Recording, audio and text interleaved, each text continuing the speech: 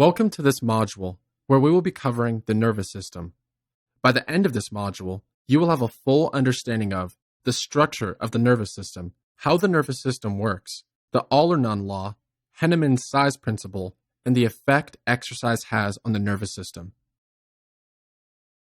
The nervous system is a complex structure that is divided into specific subsections, which all have unique roles. To start off, we will look at the central nervous system, or simply the CNS. The CNS consists of the brain and the spinal cord. We can liken it to the control center of the entire human body. It detects information from our senses, processes this information, and then responds appropriately. The spinal cord's main function is to transmit signals between the brain and the rest of the body. The brain then processes this information and both consciously and unconsciously coordinates the functions of the body. For the input and output of information, the CNS relies on the peripheral nervous system, or simply the PNS. The PNS branches off from the CNS via the spinal cord and continues to divide into smaller pathways and neurons until they reach their anatomical insertion in the arms, legs, hands, and feet. The PNS has two different types of neurons, afferent and efferent. Afferent neurons receive information from sensory organs, for example the eyes, and relay that input to the CNS. Efferent neurons then send impulses from our CNS to our limbs, which initiate some sort of movement response. As well as these two different neurons with specific roles, the PNS is divided into two subsections that are responsible for different processes. These systems are the somatic and the autonomic nervous systems. The somatic nervous system voluntarily controls conscious body movements via the processing of external stimuli such as light and sound. These inputs stimulate nerve responses in the skeletal muscle, which results in movement. This part of the PNS is composed of efferent nerves. The autonomic nervous system connects the CNS to the lungs, heart, bladder, stomach, intestines, and reproductive organs, so the majority of its actions are involuntary, although certain actions such as breathing rate can be consciously controlled to some extent. The autonomic nervous system is then divided into three subsections: the sympathetic, the parasympathetic, and the enteric nervous systems. The sympathetic nervous system is accountable for your fight or flight response. During these situations, your body produces a rush of hormones and blood is pumped to the muscles to prepare you for the situation at hand. For athletes, this system is working overdrive in high arousal competitive situations. In less stressful situations, the parasympathetic nervous system comes into play. Its role is to maintain homeostasis of basic bodily functions like breathing and heart rate. It works in complementary symphony with the sympathetic nervous system, essentially undoing any actions caused by stressful situations. Finally, the enteric nervous system controls the digestive system. We briefly mentioned neurons when we were looking at the peripheral nervous system, but let's now look at them in more detail. In order for any movement to occur, the nervous system initiates signals via neurons that tell the muscular system to activate, contract, and respond appropriately to whatever stimulus the body has been exposed to. Neurons are specialized cells that are designed to transfer information to other nerve, muscle, or gland cells. A neuron is made up of the cell body, dendrites, and axon terminals. Within the cell body, there is a nucleus, which controls the entire neuron. Connected to the cell body are the dendrites and the axon. Dendrites bring information to the cell body, while the axon brings information away from the cell body. When the dendrites receive a message from the previous neuron, it sends the signal down the cell body, through the axon and into the axon terminals, where the message is either received by another neuron, a muscle, or an organ. This transmittance of information is called an action potential. The axon is covered by a myelin sheath, which helps to transmit the signal down the axon. When a neuron inserts into a muscle, it is called a motor unit. A group of motor units work together to coordinate the contractions of a muscle.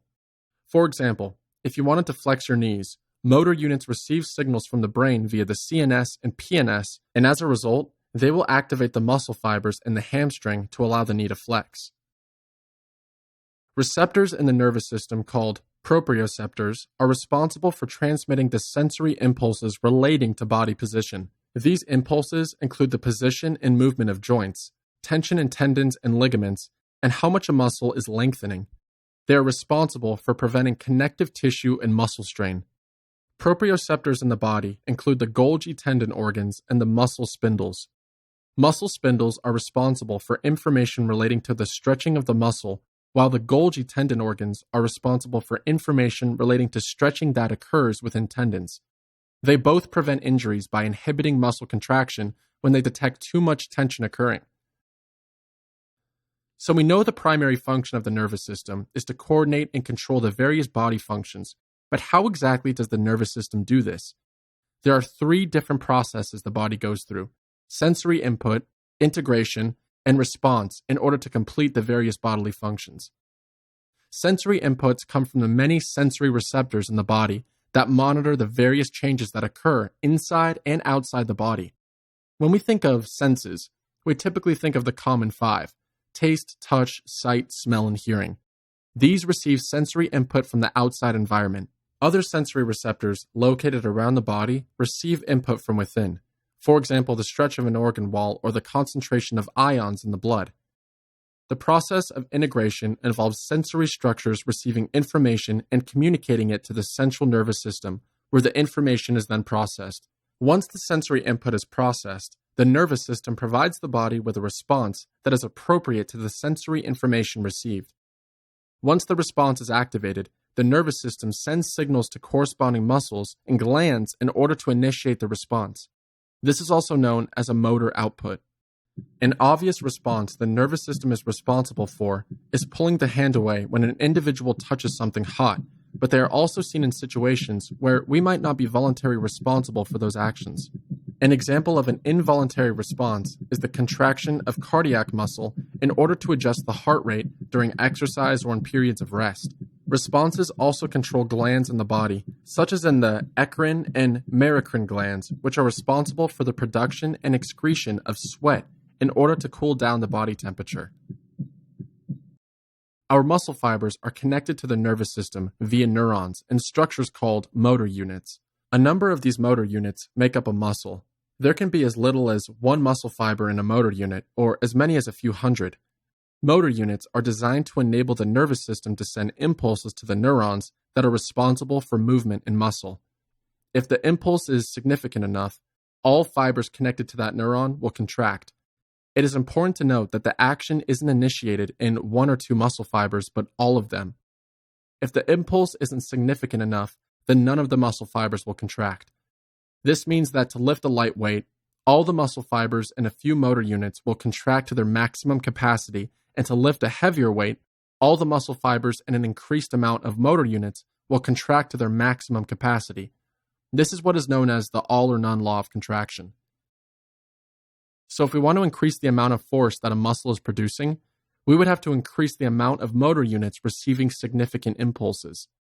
Say, for instance, a muscle had 20 motor units, but only 4 were contracting. This would produce a rather low level of contraction. But if all 20 were contracting, this would produce the maximum amount of force possible from this muscle.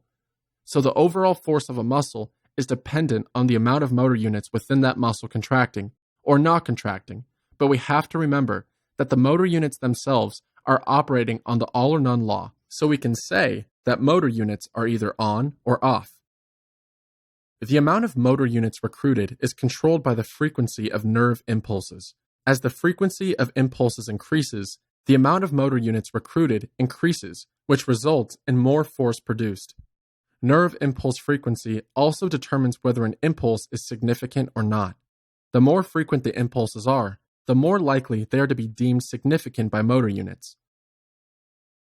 It is worth noting that motor units are recruited in a specific order according to the magnitude of their force output. This is known as HENNEMAN'S size principle. Typically, small motor units are made up of type 1 muscle fibers, and larger motor units are made up of type 2 muscle fibers. Activities that require low force will recruit small motor units only, and as force increases, we will start to recruit larger motor units, starting with those made up of type 2A. If all these muscle fibers have been recruited and we still need to produce more force, motor units made up of type 2B will be recruited. Generally, exercises like a 1-rep max or Olympic lift will require high force output and high levels of recruitment, and activities like going for a jog will require low force output and low levels of recruitment. Exercise has many positive effects on numerous systems in the body, including the nervous system.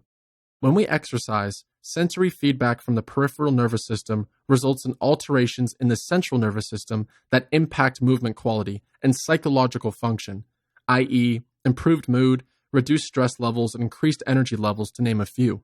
Regardless of whether you are completing an activity you have done 100 times, like going for a jog, or learning something new, like bench pressing, you are using your nervous system. You might notice with yourselves or with clients that new exercises can appear awkward and quite difficult. This is because their nervous system is trying to learn a new pattern. The more they repeat the movement, though, the easier it will become. Not necessarily because they're becoming stronger, but because the nervous system is becoming more accustomed to the demands the movement puts on the motor units and is becoming more efficient at responding to the demands. Exercise enhances the recruitment of motor units so that the right amount and the right ones are recruited for whatever movement the body is doing. It also increases the synchronization of motor units, which means that a larger amount of motor units are being recruited at the same time. Exercise also enhances inter- and intramuscular coordination. Enhanced intermuscular coordination refers to the coordination of different muscles in the body, for example, the bicep and tricep in a bicep curl. Enhanced coordination means that neither of these muscles hinders the performance of the other. Intramuscular coordination is the coordinated contraction of muscle fibers within the same muscle so that they can contract and sync with each other. These can all result in what appears to be increased strength when hypertrophy hasn't necessarily occurred. While these are positive effects, exercise can also negatively impact the nervous system. A commonly experienced phenomenon called muscle fatigue can occur as a result of overtraining or insufficient rest. An individual that experiences muscle fatigue will not be able to produce as much force as they previously were able to. This can occur on a central and peripheral basis. Central fatigue occurs in the central nervous system, and because of this, is related to multiple factors and inputs such as neurotransmitters, emotions, and inflammation, to name a few. So as well as reduced power output, individuals with central fatigue may experience reduced concentration and alertness, mood change, a drop in willingness to train, and reduced happiness. Peripheral fatigue occurs when there is some sort of change within the muscles. Reasons for this type of fatigue include a depletion of the muscle's energy sources, accumulation of harmful metabolites such as lactic acid, and disturbances in homeostasis. Fatigue limits physical performance and is not preventable, but proper nutrition, hydration, and rest can help delay the onset of fatigue or reduce its intensity.